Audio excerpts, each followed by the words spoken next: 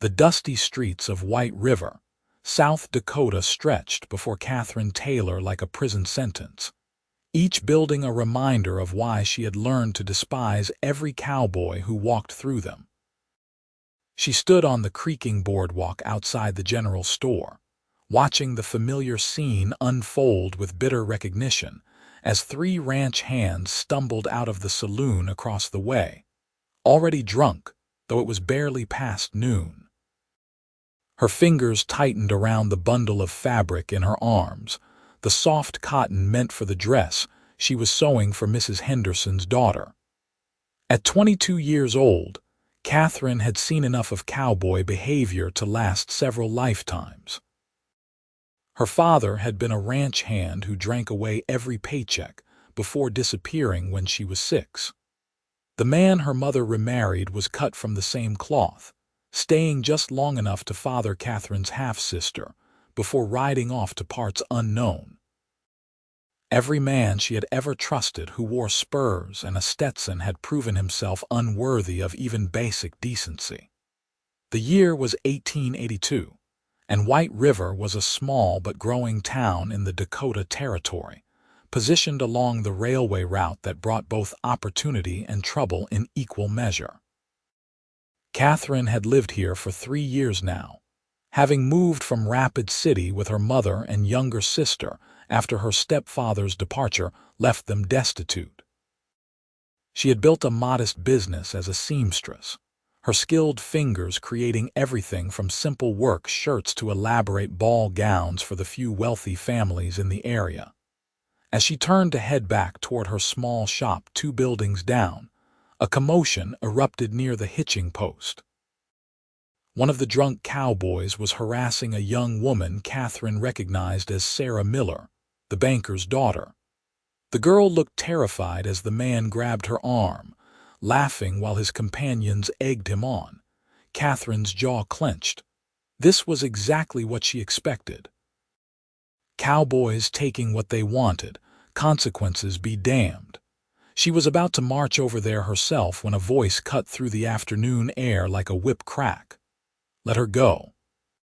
The command came from a tall man Katherine had never seen before, and something in his tone made even the drunk cowboy pause. He wore dusty traveling clothes, a well-worn hat shadowing his face, and he carried himself with the easy confidence of someone who knew exactly what he was capable of. "This ain't your concern, stranger," the drunk cowboy slurred, but his grip on Sarah's arm loosened slightly. "I am making it my concern," the stranger said, stepping closer. His hand did not move toward the gun at his hip, but his entire posture conveyed readiness. "The lady clearly does not want your attention. Step away." Something passed between the men, some unspoken understanding that Katherine could not quite read from her vantage point.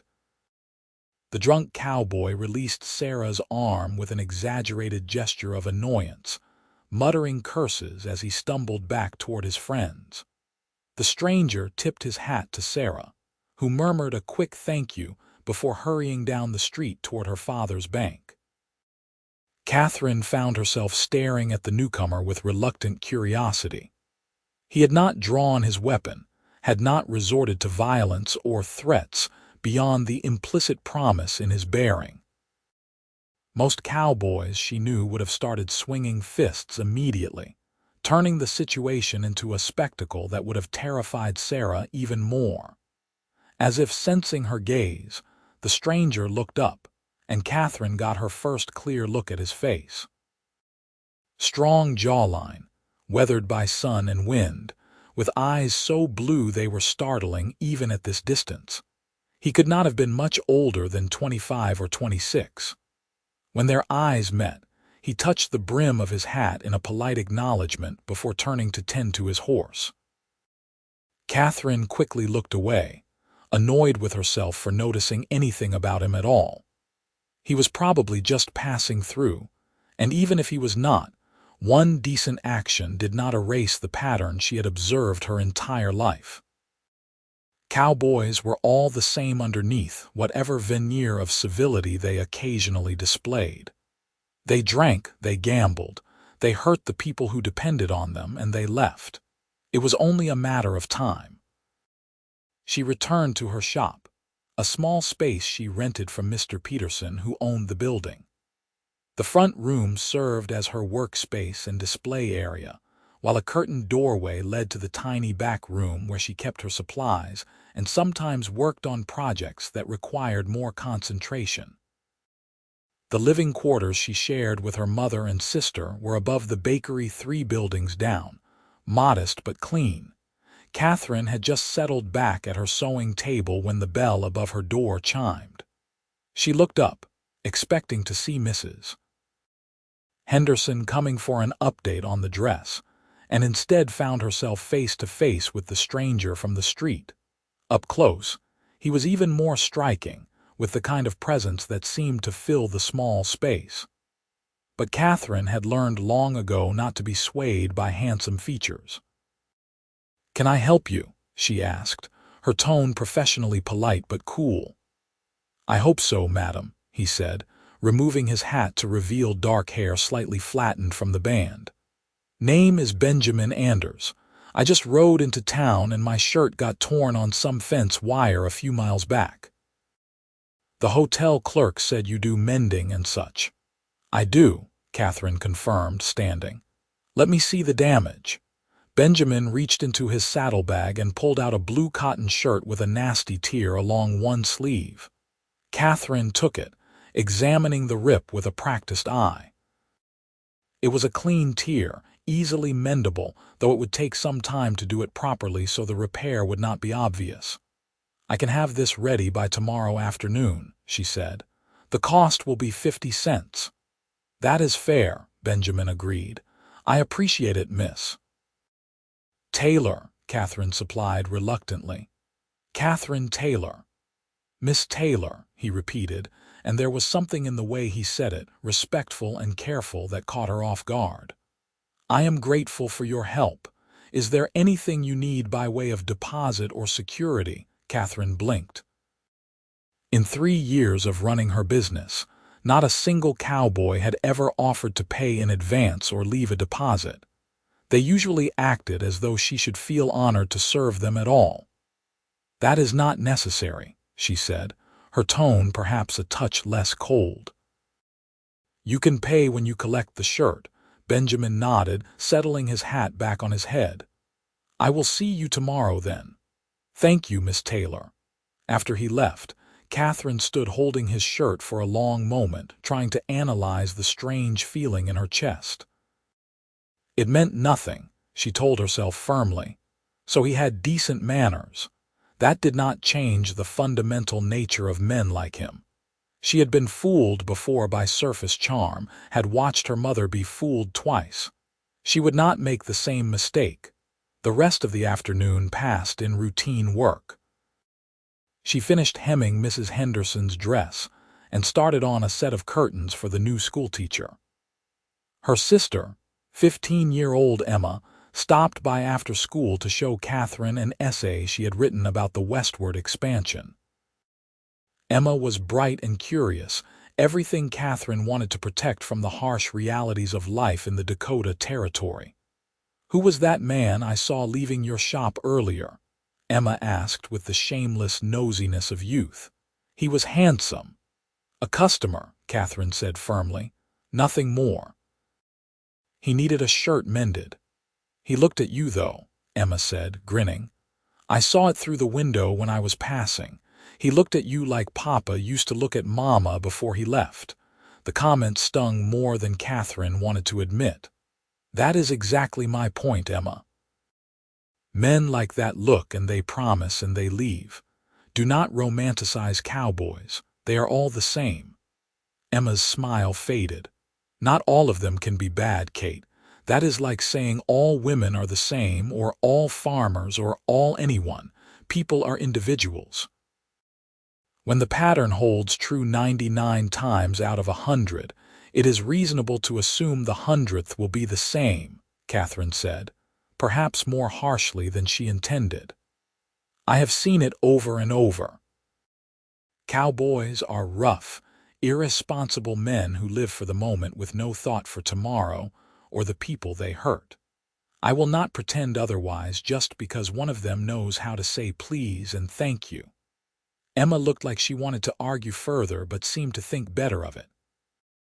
She changed the subject to her plans to become a teacher someday, and Katherine was grateful to let the matter drop.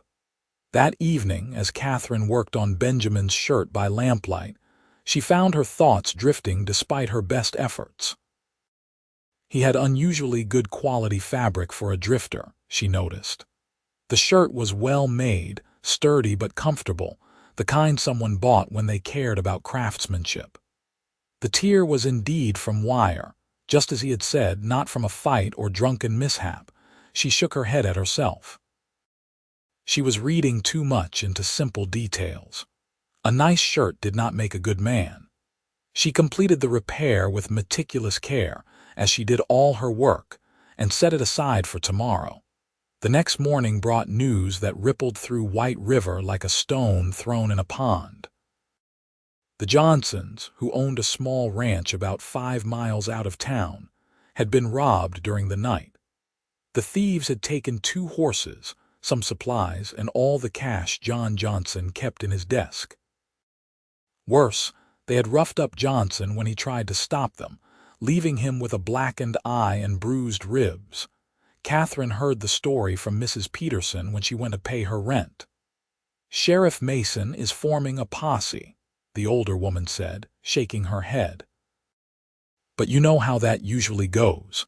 They will ride around for a day or two, find nothing, and come back to drink away their frustration. Meanwhile, the Johnsons are out everything they had saved for winter supplies."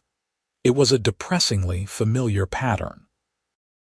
The territorial law was stretched thin, and local sheriffs were often more interested in maintaining order in town than tracking criminals into the Badlands. Katherine had seen it happen before. Justice in the Dakota Territory was uncertain at best. She was working on the curtains that afternoon when Benjamin Anders came to collect his shirt. She had it wrapped in brown paper, ready for him. "Perfect timing," she said, handing him the package. "I finished it this morning." Benjamin unwrapped it, examining her work with an attention to detail that surprised her. Most men would have just stuffed it in their bag and been done with it. He actually looked at the seam where she had mended the tear, running his finger along the nearly invisible repair. "This is exceptional work," he said, genuine appreciation in his voice. "You can barely tell it was ever torn. Thank you, Miss Taylor." He paid her the 50 cents, adding an extra dime. "For the quality," he said when she tried to refuse it. "Did you hear about the Johnson Ranch?" Katherine found herself asking, though she was not sure why. Perhaps it was a test of sorts to see how he would react. Benjamin's expression darkened. "I did. I was actually at the sheriff's office when they came in to report it. Sounds like they had a rough time of it." "The sheriff is organizing a posse," Katherine said. "Though I doubt it will do much good. It never does." "Maybe this time will be different," Benjamin said quietly. "I volunteered to ride with them." Katherine felt something cold settle in her stomach. Of course he did. Cowboys loved the excitement of a chase, the possibility of violence and adventure. They never thought about the danger, about who would be left behind if they did not come back. "That seems foolish," she said before she could stop herself. "You just arrived in town. This is not your problem." Benjamin tilted his head slightly, studying her with those disconcertingly blue eyes. "The Johnsons are people who need help. That makes it my problem if I have the ability to do something about it. Or you could get yourself killed chasing outlaws through country you do not know, leaving behind." She stopped, realizing she had been about to say something far too revealing. "Leaving behind what, Miss Taylor?" Benjamin asked gently. "Nothing," Katherine said quickly. "It is none of my business what you do. I was merely making an observation about the futility of most posses." "I appreciate your concern," Benjamin said, and he sounded like he meant it. But I have some experience with tracking, and I have a responsibility to help where I can. It is how I was raised." After he left, Katherine found herself unsettled in a way she could not quite name. She told herself it was annoyance that he was being typically reckless, typically cowboy in his assumption that he could ride out and solve problems with a gun and grit. But underneath, that was something else, something that felt uncomfortably like worry. The posse rode out that afternoon, 6 men including Benjamin and Sheriff Mason. Katherine watched from her shop window as they headed south, dust rising from their horses' hooves. Emma came by after school and found her sister still standing there, staring at the empty road. "They will be back," Emma said softly. "Probably by tomorrow." "I know," Katherine said, not mentioning that her concern was not for the posse in general but for one member in particular, and she hated herself for that weakness. 2 days passed with no word. The town settled into an anxious waiting pattern, with people gathering at the general store and saloon to speculate about what might be happening. Katherine kept herself busy with work, taking on extra projects to keep her hands occupied and her mind from wandering to dangerous places. On the 3rd morning, a rider came thundering into town, one of the posse members named Charlie Green. He went straight to Doc Morrison's house, and within minutes the word spread. They had caught up with the thieves, there had been a confrontation, and someone was hurt. Katherine felt her heart stop. She told herself she did not care, that it did not matter to her whether Benjamin Anders lived or died. He was nothing to her, just another cowboy passing through her life. But her feet carried her toward Doc Morrison's anyway, joining the small crowd gathering outside. The rest of the posse arrived an hour later. They had recovered the Johnsons' horses and money, and they had captured 2 of the 3 thieves. The 3rd had escaped during the fight. And Benjamin Anders sat tall in his saddle, apparently unhurt, supporting a semi-conscious Sheriff Mason who had taken a bullet to the shoulder. Katherine watched as they carefully lowered the sheriff and carried him into the doctor's office. Benjamin stayed behind to tend the horses, moving with calm efficiency despite having been in the saddle for days. When he finally turned to head toward the hotel, he saw Katherine standing there. Their eyes met across the dusty street, and something passed between them that Katherine could not name. She wanted to look away, to maintain her distance and her certainty about what kind of man he was, but she found she could not. Benjamin walked over to her, his step slightly stiff with exhaustion. "Miss Taylor," he said, his voice rough with fatigue, "it is good to see you." "You are hurt," Katherine said, noticing for the first time the way he was holding his left arm close to his body. "Just bruised," Benjamin said. "Nothing serious. The sheriff took the worst of it, but Doc Morrison says he will be fine.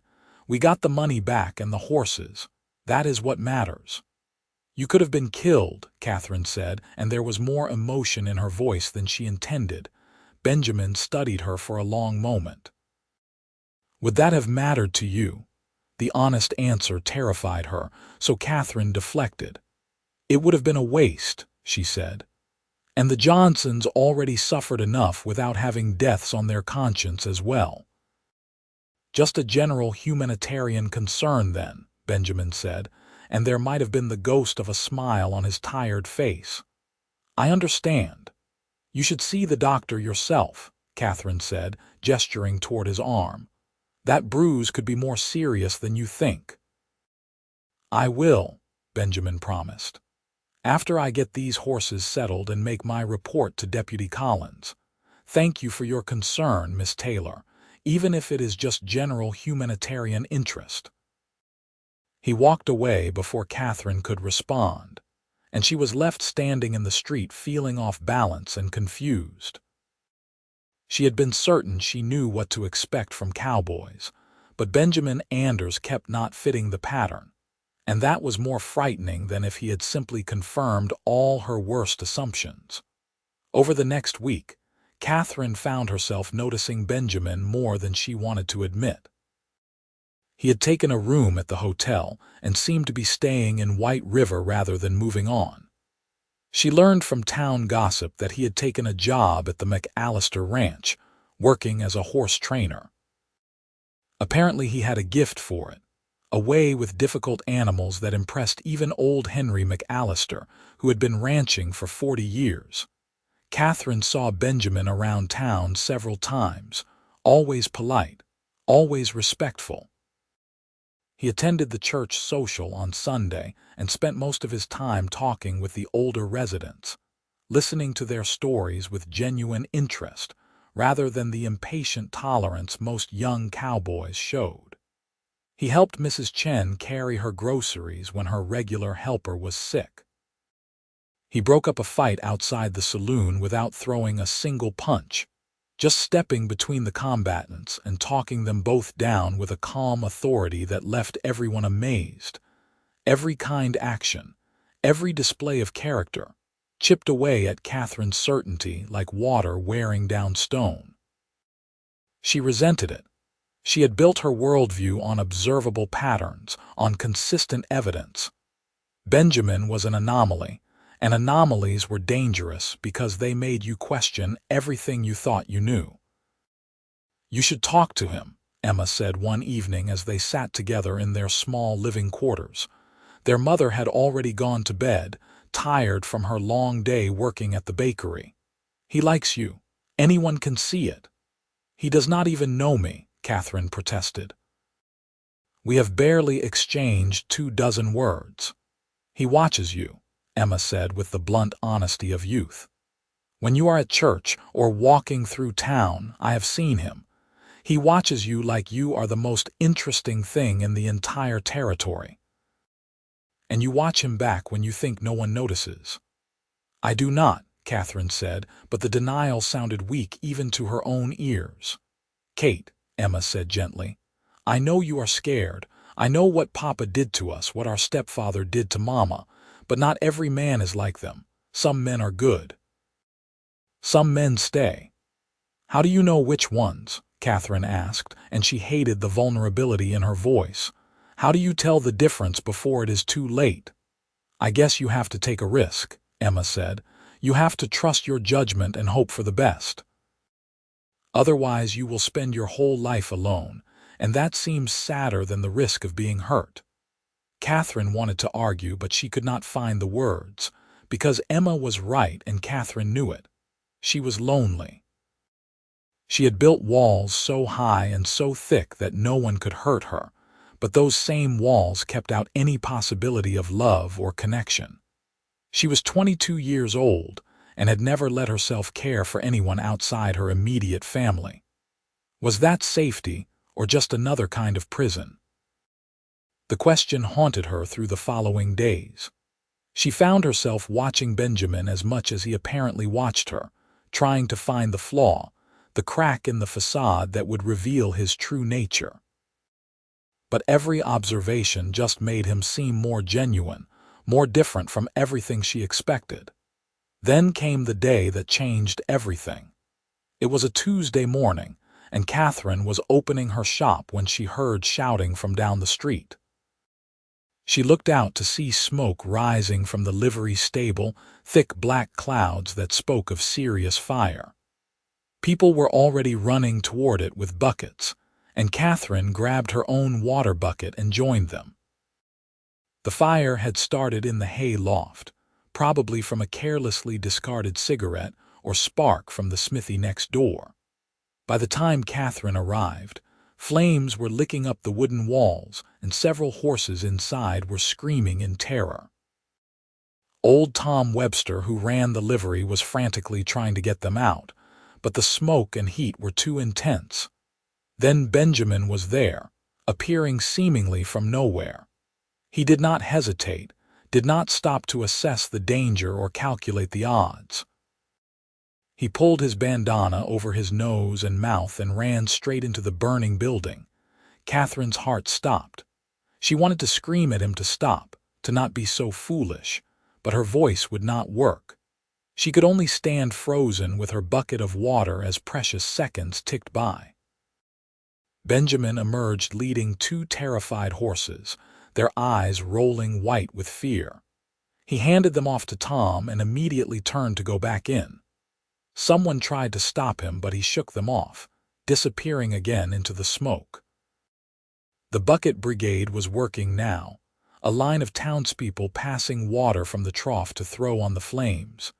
It was helping, but not enough. The fire was spreading too fast.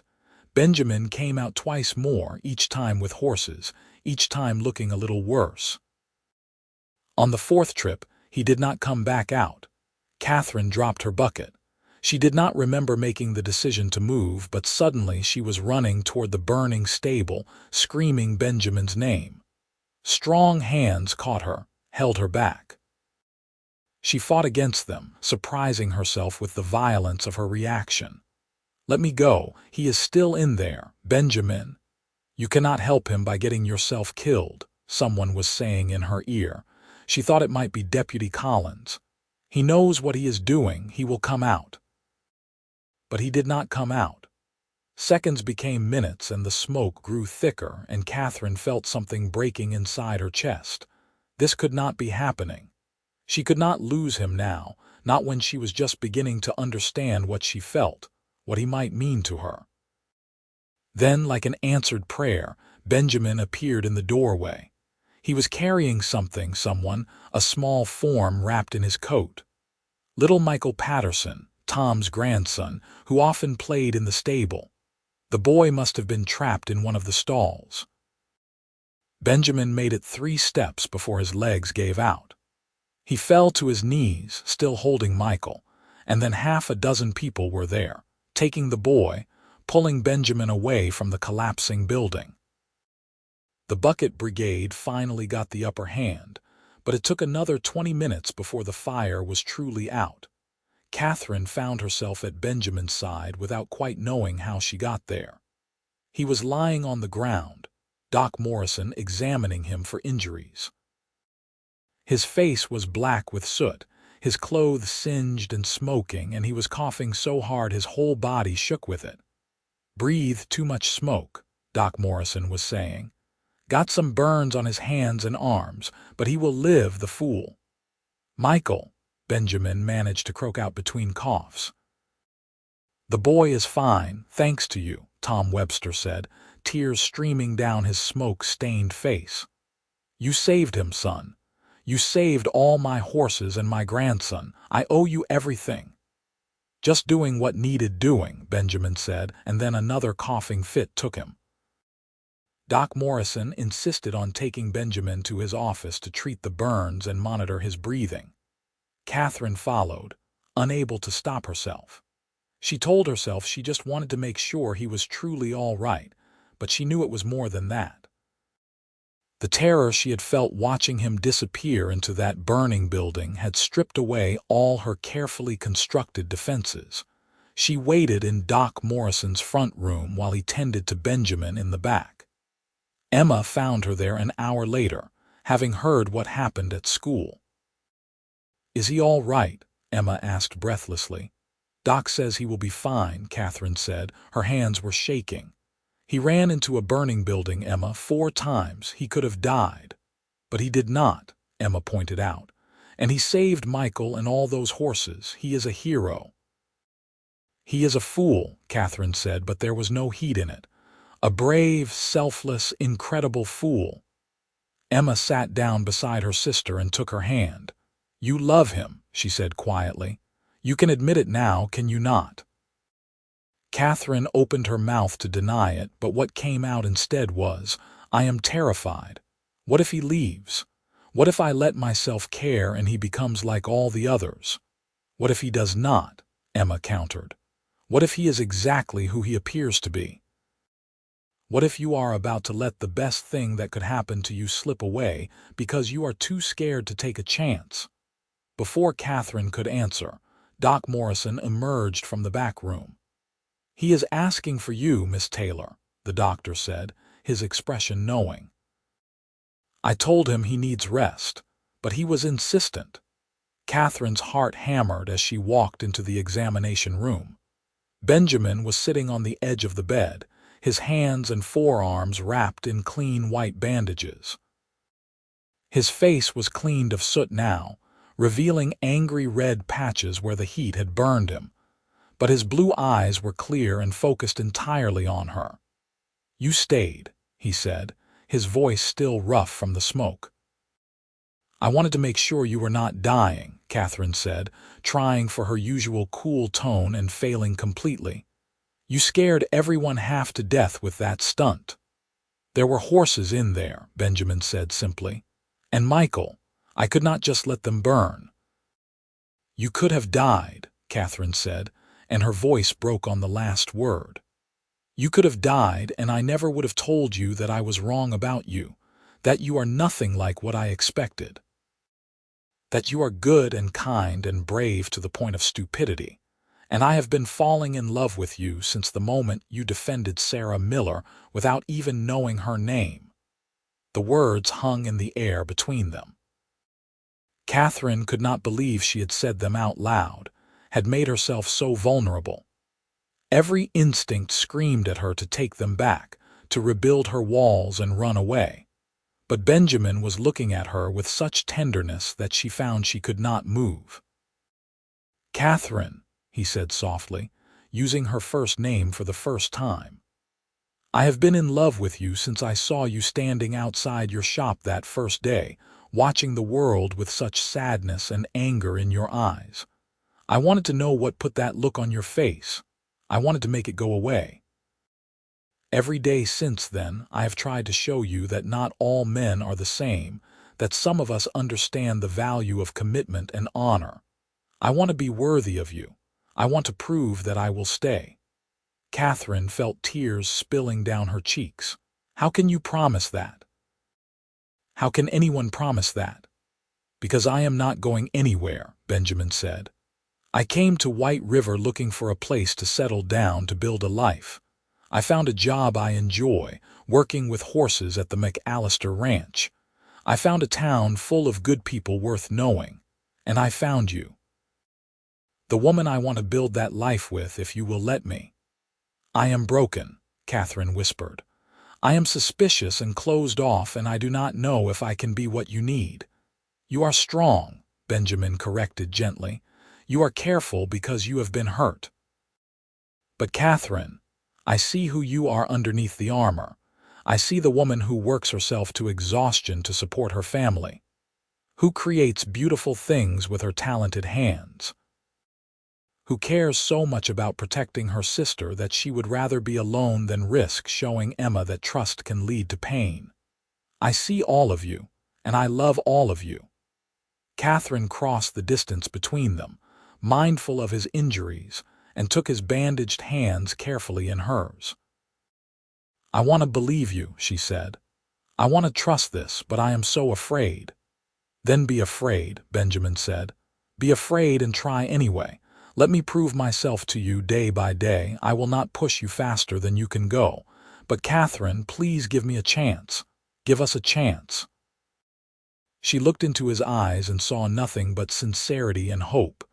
And for the first time in her life, Katherine Taylor decided to trust a cowboy. "All right," she said softly. "I will try.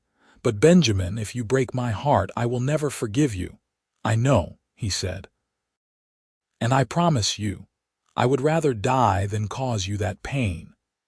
He pulled her closer, careful with his burned hands, and kissed her forehead with such reverence that Katherine felt something inside her chest crack open, not breaking but opening, letting light into places that had been dark for far too long. Doc Morrison released Benjamin the next day with strict instructions to keep his bandages clean and to not do anything strenuous for at least a week. The whole town was buzzing about his heroism, but Benjamin deflected the praise with humble grace that only made people admire him more. Katherine found herself adjusting to a new reality. Benjamin came by her shop every day, sometimes just to sit quietly and watch her work, other times to talk. They spoke about everything. His childhood growing up on a ranch in Texas, Her memories of her father's abandonment, his decision to head north to the Dakota Territory, seeking new opportunities, her dreams of one day having a shop in a bigger city where she could do more elaborate custom work. He told her about the pain of losing his parents to cholera when he was 19, how he had worked other people's ranches for years while saving money and learning everything he could about horses. He spoke of his older sister who had married and moved to California, and how much he missed having family close by. Katherine told him things she had never shared with anyone except Emma. The shame she had felt as a child when her father's drinking made them the subject of town gossip. The terror of watching her stepfather's descent into gambling and debt. The desperate determination to never depend on a man for her security. With every conversation, the trust between them grew. Benjamin was patient with her moments of doubt, understanding when she pulled back, never pushing her further than she was ready to go. He proved his reliability in small, consistent ways, showing up when he said he would, remembering details she mentioned in passing, respecting her boundaries while making his affection clear. 2 weeks after the fire, Benjamin invited Katherine to have dinner with him at the hotel restaurant. It was White River's nicest establishment, which was not saying much, but the food was good, and the atmosphere was as close to refined as one could get in the territory. Katherine wore her best dress, a deep green cotton she had made herself with delicate embroidery on the bodice. When Benjamin saw her, his expression made her feel beautiful in a way she never had before. "You are breathtaking," he said simply, offering his arm. The evening was magical. They talked and laughed, and Katherine found herself relaxing in a way she had not thought possible. Benjamin was attentive without being overbearing, charming without being false. He treated the waitress with the same respect he showed Katherine, tipping generously despite the modest nature of the establishment. As they walked back to her living quarters afterward, beneath a sky full of stars, Benjamin took her hand carefully, mindful of his healing burns. "Katherine," he said, stopping in the quiet darkness between street lamps, "I want you to know that I am in this for the long term. I am not going anywhere. I am building a life here, and I want you to be the center of it." "It has only been a few weeks," Katherine said, but her heart was racing. "How can you be so certain?" "Because I know what I want," Benjamin said, "and I know what kind of man I am. I do not make promises lightly, and I do not walk away from commitments. My parents taught me that a person's word is their most valuable possession. When I tell you I love you and want to spend my life with you, I mean it with every fiber of my being." Katherine searched his face in the dim light. Everything she saw there confirmed what she was beginning to believe, that Benjamin Anders was genuinely different, that he meant what he said, that maybe, just maybe, she could have the kind of love she had stopped believing existed. "I love you too," she said, the words coming easier this time. "I am still learning how to trust this, but I do love you." Benjamin smiled, and it transformed his entire face. He cupped her cheek gently with his bandaged hand and kissed her, soft and sweet and full of promise. Katherine melted into it, letting herself feel everything she had been holding back for so long. The months that followed were the happiest Katherine had ever known. She and Benjamin settled into a comfortable rhythm, seeing each other most days, attending church together on Sundays, slowly building a life that felt real and solid. Emma adored Benjamin, and even Katherine's mother, who had her own reasons to distrust cowboys, admitted that he seemed like a genuinely good man. Benjamin excelled at his work with the McAllister horses, developing such a strong reputation that people started bringing difficult animals from surrounding ranches for him to train. He was saving money, he told Katherine, for their future. He wanted to buy some land of his own eventually, start his own horse breeding operation. For the first time in her life, Katherine let herself dream about a future that included marriage, maybe children, a partnership with someone she could truly rely on. It was terrifying and exhilarating in equal measure. Then, 6 months after Benjamin arrived in White River, a man rode into town asking questions about him. Katherine was working in her shop when Emma burst through the door, her face pale with worry. "Kate, there is a man at the hotel asking about Benjamin. He says he is a Texas Ranger and he is looking for someone who matches Benjamin's description." Katherine felt ice flood her veins. "What does he want?" "I do not know," Emma said, "but people are talking. They are saying maybe Benjamin is not who he claims to be, that maybe he is running from something." All of Katherine's old fears came roaring back. This was it. This was the moment when everything fell apart, when Benjamin was revealed to be just another liar, just another man who could not be trusted. She had been a fool to believe otherwise. But even as the panic rose, another part of her mind was fighting back. Benjamin had never been anything but honest with her. He had never given her reason to doubt his word. Whatever this Texas Ranger wanted, there had to be an explanation. She found Benjamin at the McAllister Ranch, working with a spirited bay mare in the training pen. When he saw her face, he immediately came over, concern evident in his expression. "What is wrong?" he asked. "There is a Texas Ranger in town asking about you," Katherine said, watching his face carefully for any sign of guilt or evasion.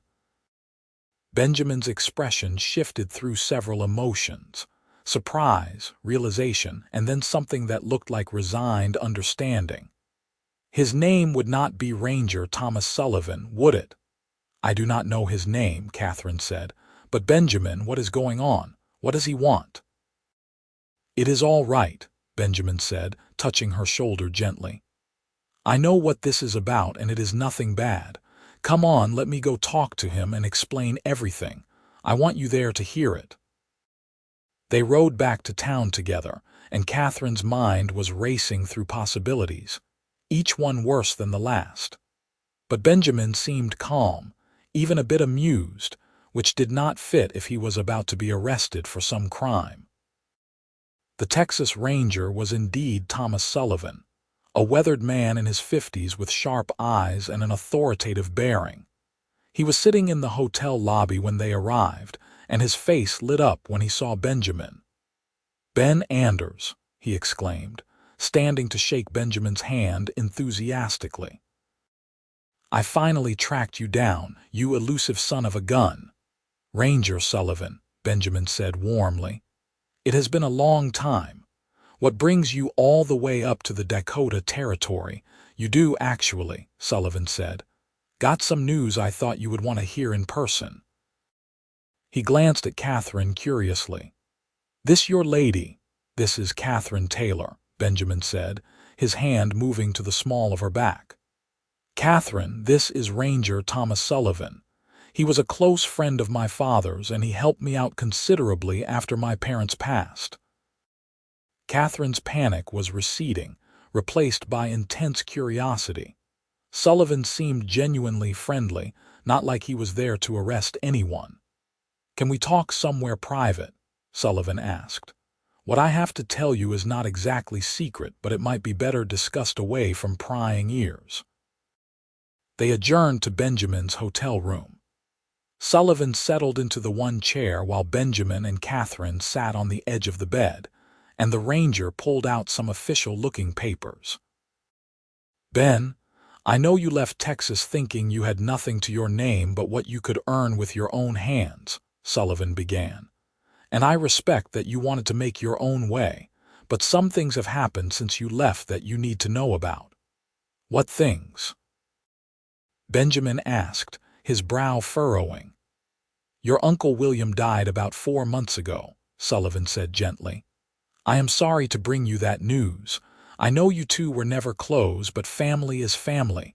Benjamin nodded slowly. Katherine knew he had mentioned an uncle in passing, his father's older brother who had inherited the family ranch and with whom Benjamin had a distant, somewhat strained relationship. William never married, had no children, Sullivan continued. And he changed his will about a year before he passed. Left everything to you, Ben. The whole ranch, the cattle, the horses, everything. It is all yours now. Benjamin looked stunned. I do not understand. William barely spoke to me after my parents died. Why would he leave me anything? Guilt, maybe, Sullivan said. Or maybe he realized you were the only family he had left. Either way, it is done and legal. You are now the owner of one of the largest ranches in Gonzales County, worth a considerable sum, I might add. Katherine felt like the world had tilted sideways. Benjamin was wealthy. This changed everything, and yet it changed nothing at all. She had fallen in love with him when she thought he was just a ranch hand. But what did this mean for them, for their future? I do not want it, Benjamin said suddenly, and both Katherine and Sullivan stared at him in surprise. What do you mean you do not want it? Sullivan asked. Ben, this is a fortune we are talking about. This is the kind of security most men only dream of. I have security, Benjamin said, looking at Katherine. I have work I love in a place I love with the woman I love. My uncle's ranch is in Texas and my life is here now. I built something here that matters to me. You could hire a foreman to run the ranch, Sullivan pointed out. Keep it as an investment, use the income to support whatever life you want to build here. Benjamin was quiet for a moment, considering. That might work, he admitted. But Sullivan, I need you to understand, I am not going back to Texas. My home is White River now. The ranger smiled. I figured you might say something like that. You always were stubborn, just like your father. But Ben, at least come back long enough to settle the estate properly, see what you are dealing with. Make informed decisions. You owe yourself that much. Benjamin looked at Katherine. What do you think? He asked, and the fact that he was consulting her, valuing her opinion on such a major decision, made her heart swell. I think Ranger Sullivan is right, Katherine said slowly. You should at least see it, understand what you have inherited. Then you can make the best choice for your future. Our future, Benjamin corrected gently. Katherine, whatever I decide, it affects both of us. I want you to come with me. I want you to see the ranch, help me figure out what to do with it. I want you to be part of every major decision I make from now on. Katherine's breath caught. Benjamin, I cannot just leave. I have my business, my family, responsibilities. I know, Benjamin said. And I am not asking you to abandon anything. I am asking you to take a few weeks, come with me to Texas, and then come back home with me. Emma and your mother can manage while you are gone. And Katherine. He reached into his pocket and pulled out a small box. Katherine's heart stopped. I was going to wait for the perfect moment, Benjamin said, opening the box to reveal a simple gold band with a small but beautiful diamond. But I think Ranger Sullivan showing up might be a sign that there is no such thing as perfect timing. Katherine Taylor, I love you more than I thought it was possible to love another person. You have changed my entire world. Will you marry me? Will you be my partner in every sense of the word? Help me build a life that is meaningful and good. Tears were streaming down Katherine's face. Every doubt, every fear she had ever held about Cowboys and commitment and trust seemed to evaporate in the face of this moment. Benjamin had proven himself over and over. He had shown her through consistent action that he was a man of his word, and now he was asking her to take the final leap of faith. Yes, she whispered, and then louder. Yes, Benjamin, I will marry you. He slipped the ring onto her finger with shaking hands, and then he was kissing her, and Ranger Sullivan was diplomatically stepping out of the room to give them privacy. When they finally pulled apart, both laughing and crying at once, Katherine looked at the ring on her finger and felt like her entire life had shifted into something new and wonderful. "I cannot believe this is happening," she said. "6 months ago, I was certain I would never trust a cowboy, never let myself love one. And now I am engaged to one and about to travel to Texas to see his ranch." "Life is strange that way," Benjamin said, brushing a tear from her cheek. "The best things often come when we least expect them, from directions we never thought to look." They made their plans over the next few days. Ranger Sullivan would travel back to Texas with them to help facilitate the legal proceedings. Emma and Katherine's mother, though sad to see Katherine leave even temporarily, were thrilled about the engagement and assured her they would manage the shop. Emma practically crowed with vindication that she had been right about Benjamin all along. The journey to Texas took 2 weeks by train and coach, and it was Katherine's first time traveling so far from home.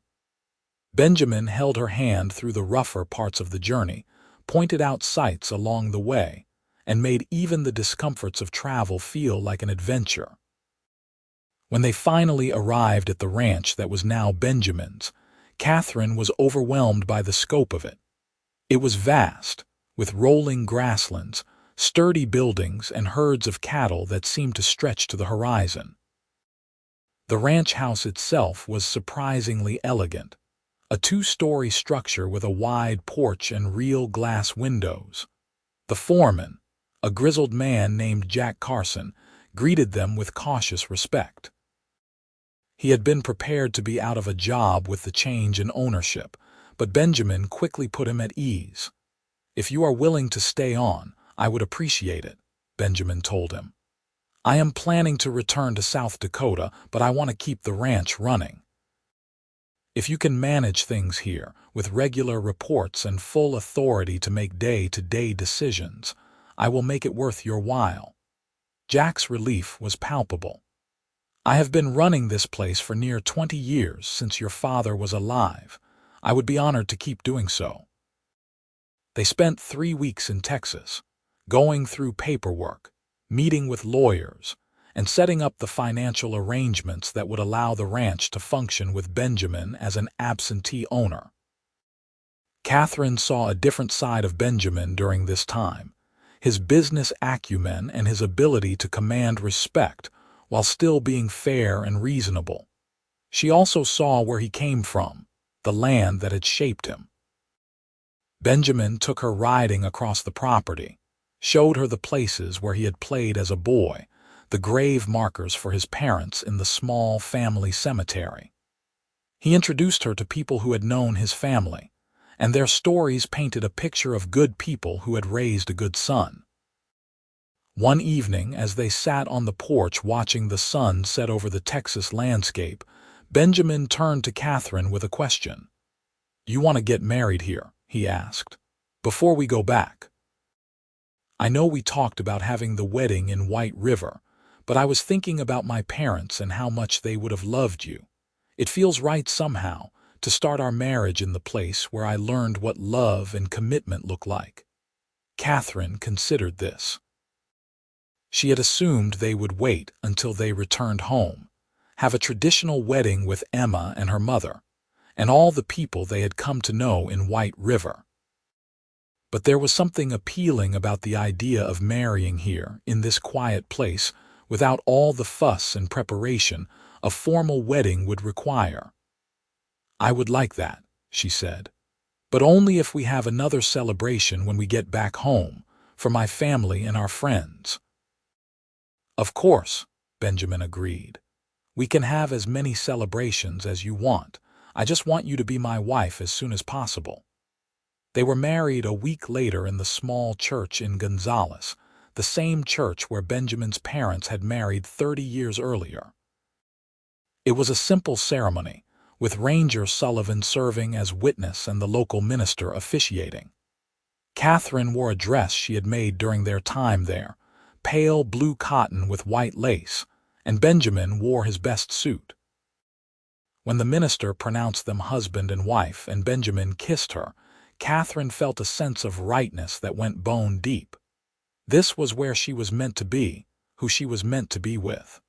All her fears seemed like distant memories now, replaced by certainty and joy. They spent their wedding night in the ranch house that was now Benjamin's, and Katherine discovered a passion and tenderness she had never imagined possible. Benjamin was gentle and patient, making her first time beautiful rather than frightening, showing her that physical love could be an extension of emotional trust. In the morning, lying in Benjamin's arms as sunlight streamed through the windows, Katherine thought about how much her life had changed in such a short time. She had gone from a bitter, suspicious woman who trusted no one to a wife, a partner, someone building a future based on love and mutual respect. "What are you thinking about?" Benjamin asked, his voice still rough with sleep. "How wrong I was," Katherine admitted. "About cowboys, about you, about everything. I was so certain I knew how the story would go, and you proved me wrong at every turn." "I am glad I could change your mind," Benjamin said, kissing her forehead. "You changed mine too, you know. I came to White River thinking I just wanted a quiet place to work and save money. I never expected to find the love of my life, the woman who makes everything better just by existing." They returned to White River a month after they had left, arriving as man and wife. Emma and Katherine's mother were waiting at the train station, along with what seemed like half the town. Word had gotten out about the wedding and the inheritance, and people were excited to welcome them back. True to their promise, they held a celebration at the church the following Sunday, with a reception that involved most of the community. It was a joyful affair, with dancing and food and well wishes from everyone they knew. Even the Johnson family came, with little Michael Patterson presenting Katherine with a bouquet of wildflowers he had picked himself. "Thank you for marrying the man who saved my life," the boy said solemnly, and Katherine had to fight back tears. Benjamin and Katherine settled into married life with surprising ease. They moved into a small house on the edge of town that Benjamin purchased, with enough space for Katherine to have a proper workroom for her sewing. She continued her business, which actually grew as her reputation for quality work spread. Benjamin kept his job training horses for the McAllisters, while also managing his Texas ranch through correspondence with Jack Carson. The money from the ranch provided security Katherine had never known before, but they lived modestly, saving most of it for the future. Benjamin insisted that Katherine invest some of it in her business, buying a better sewing machine and higher quality materials. He supported her dreams as enthusiastically as she supported his. Life was not perfect. They had their disagreements and frustrations, as all couples do. But they had built a foundation of trust and communication that allowed them to work through problems rather than letting them fester. Benjamin proved over and over that he was in it for the long term, that he would not abandon her when things got difficult. A year after their marriage, Katherine discovered she was pregnant. She was terrified, having heard so many stories about the dangers of childbirth. But Benjamin was there for every moment of fear and discomfort, holding her hand and reminding her that they would face it together. Their son was born in the spring of 1884, a healthy baby boy they named Samuel, after Benjamin's father.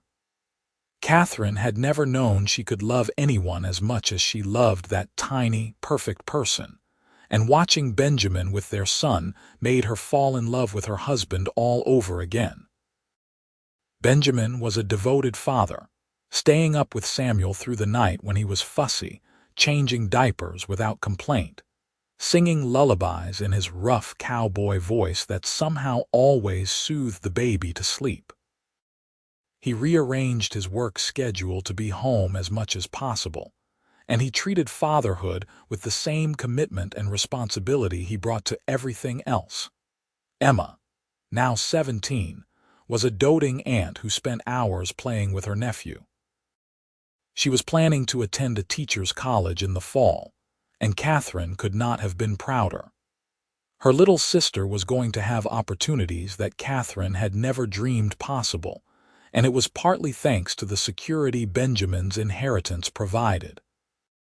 When Samuel was 6 months old, they received word that Jack Carson wanted to retire. He had found a good foreman to replace him, a younger man named Robert Hayes who came highly recommended. Benjamin decided it was time to visit the ranch again, to meet Hayes and ensure the transition would go smoothly. This time, they traveled as a family, with baby Samuel making the journey remarkably well. Katherine saw the Texas ranch through different eyes now, thinking about it as part of her son's inheritance, the land that would help provide for his future. Robert Hayes proved to be an excellent choice, smart and hardworking with innovative ideas for improving the ranch's productivity. Benjamin gave him the authority to implement changes, trusting his judgment while maintaining final oversight through their correspondence.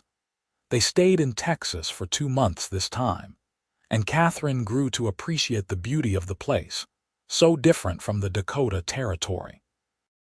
She could understand why Benjamin's parents had loved it here, why they had built a life around this land. But when it came time to return to White River, Katherine was ready. South Dakota was home now, the place where she had built her business, where her family lived, where she and Benjamin had fallen in love. The Texas ranch was an asset, a source of income and security, but their life was in White River. Over the next few years, their family grew. A daughter, named Grace, arrived 2 years after Samuel. Then another son, Robert, 2 years after that. Each pregnancy was easier than the last, and Katherine loved being a mother, though she also continued her sewing business with the help of a young apprentice. She hired to manage the shop when she needed to be home with the children. Benjamin proved to be everything Katherine had once believed impossible. A cowboy who stayed, who honored his commitments, who built a life based on love and family rather than wandering and selfishness. He was patient with the children, firm but fair, and he taught them by example what it meant to be a person of integrity. Emma did become a teacher, returning to White River after her college years to teach at the local school. She eventually fell in love with a doctor who moved to town, a kind man named Richard Foster, who treated her with the same respect and devotion Benjamin showed Katherine. Watching her sister find happiness with a good man brought Katherine immense joy. Katherine's mother lived to see all 3 of her grandchildren, finally understanding that not all men were like the 2 who had hurt her so badly. She passed peacefully in her sleep when Samuel was 10, surrounded by family and love, and it was a good ending to a life that had been hard but ultimately blessed. Benjamin's work with horses became legendary throughout the region. People brought difficult animals from hundreds of miles away for him to train, and he developed techniques that were remarkably effective and humane. He wrote a series of articles about his methods that were published in agricultural journals, and he was occasionally invited to speak at ranching conferences. The Texas ranch continued to prosper under Robert Hayes' management, providing a steady income that allowed Benjamin and Katherine to make improvements to their property in White River. They bought more land, built a larger house with room for their growing family, and established a small horse breeding operation of their own on the property. Through it all, the love between Benjamin and Katherine only deepened. They grew together rather than apart, learning each other's rhythms and needs, supporting each other's dreams and weathering life's difficulties as a team. Benjamin never gave Katherine reason to doubt his commitment, and she never regretted trusting him with her heart. On their 15th wedding anniversary, they sat on the porch of their home, watching their children play in the yard. Samuel was 14 now, already showing signs of the man he would become, with his father's way with horses and his mother's thoughtful nature. Grace was 12, bright and curious with a talent for drawing. Robert was 10, full of energy and mischief but with a kind heart. "You ever regret it?" Benjamin asked, his arm around Catherine's shoulders. "Trusting me, giving me a chance when everything in your experience told you not to." Katherine leaned into her husband's warmth, breathing in the familiar scent of him. "Not for a single moment," she said honestly. "You changed my entire understanding of what was possible. You showed me that cowboys are not all the same, that some men truly understand what it means to commit to another person. You proved that love can be real and lasting, not just a pretty fiction." "You changed me too," Benjamin said. "You taught me that trust has to be earned, that words mean nothing without actions to back them up. You made me want to be better, to live up to the faith you placed in me. Loving you has been the greatest adventure of my life." They sat in comfortable silence as the sun began to set, painting the Dakota sky in shades of gold and pink. Their life together had not been without challenges, but it had been good, built on a foundation of mutual respect, genuine affection, and hard-won trust. Katherine thought back to the bitter, suspicious woman she had been when Benjamin first rode into White River. She had been so certain she knew everything, so convinced that all cowboys were the same. It had taken one exceptional man to prove her wrong, to show her that generalizations, however based on experience, could blind you to the truth right in front of you. Benjamin had never been like the cowboys who had hurt her family. He had been honest from the start, consistent in word and deed, willing to prove himself through action rather than empty promises. He had seen her wariness and understood it, meeting it not with frustration but with patient determination to show her something better. Years later, when Catherine's grandson asked her how she knew his grandfather was the right man to marry, she told him the story of how they met. She described the woman she had been, convinced that all cowboys were unreliable and selfish. And then she described watching Benjamin run into a burning building to save horses and a child, never thinking of his own safety. "Your grandfather's actions proved me wrong about everything I thought I knew," she told the boy. "He showed me that judging all people by the failures of a few is a form of blindness. He taught me that real love is demonstrated through consistent, reliable action, not grand gestures or pretty words. And most importantly, he proved that when you find someone truly good, truly committed, the risk of trust is always worth taking." Benjamin lived to be 73 years old, long enough to see his children grown and settled, to meet several grandchildren, to build a legacy of integrity and kindness that extended far beyond his own family. When he passed, peacefully in his sleep with Katherine at his side, the entire town of White River mourned. The church was packed for his funeral, with people coming from as far as Texas to pay their respects to a man who had touched so many lives through simple decency and unwavering reliability. Katherine lived another 8 years after Benjamin's passing, surrounded by family and remembered as a woman who had built a successful business, raised wonderful children, and loved deeply. But she never remarried. How could she, when she had already experienced the kind of love most people only read about in stories?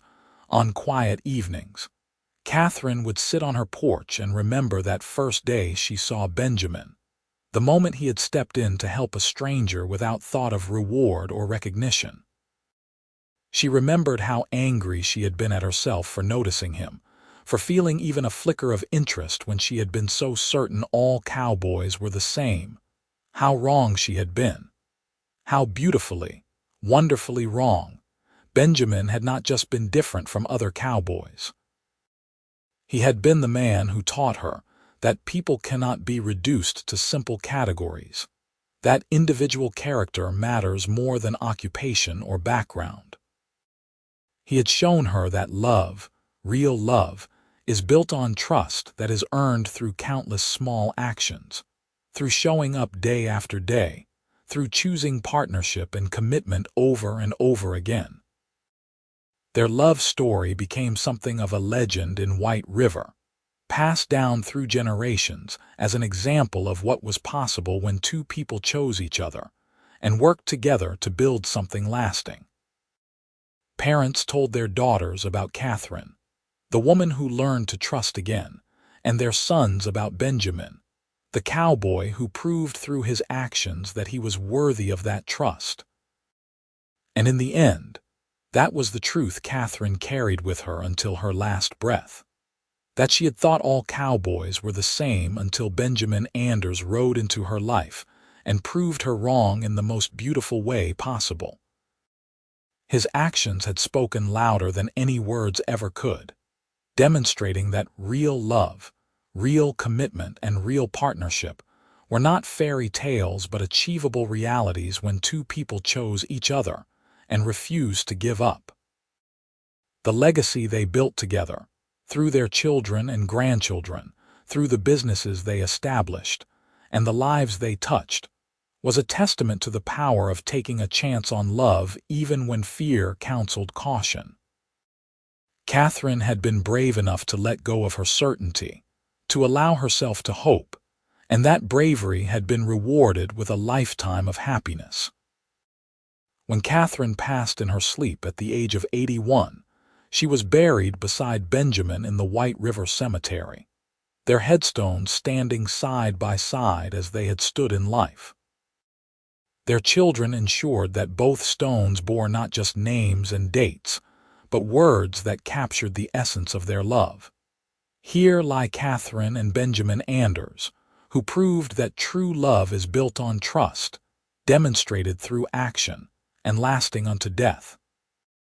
The story of how a bitter, suspicious seamstress learned to trust a kind cowboy became part of White River's history, retold at weddings and anniversary celebrations.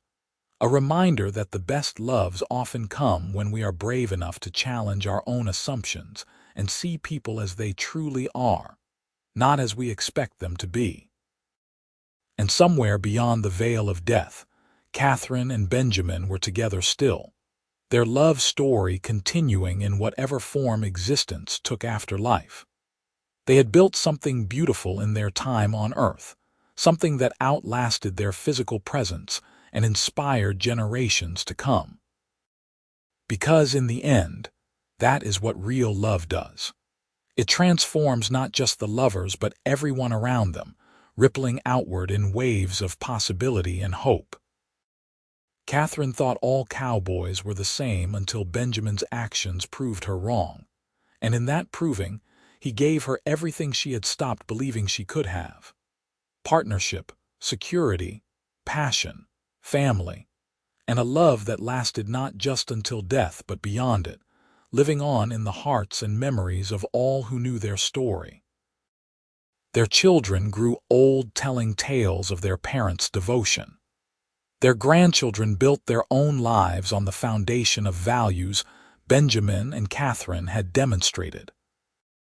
And White River itself was shaped by the example they had set, becoming a community that valued integrity, rewarded consistency, and believed in the possibility of love that endured. Samuel, their firstborn, took over the horse breeding operation and expanded it significantly, becoming one of the most respected horse trainers in the region. He married a woman as strong and independent as his mother, and together they raised 5 children who inherited the Anders' commitment to excellence and integrity. Grace became a teacher like her Aunt Emma, dedicating her life to education and touching hundreds of young lives. She never married, choosing instead to pour her considerable capacity for love into her students and her extended family, and she was beloved by all who knew her. Robert, the youngest, studied law, and became a judge, known for his fairness and wisdom. He often said that he learned everything important about justice from watching how his parents treated each other, and those around them with consistent respect and honesty.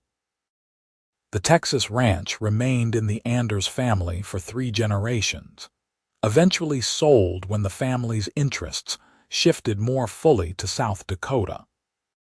But the money from that sale funded scholarships for young people in White River, ensuring that Benjamin's legacy of helping others continued long after his death.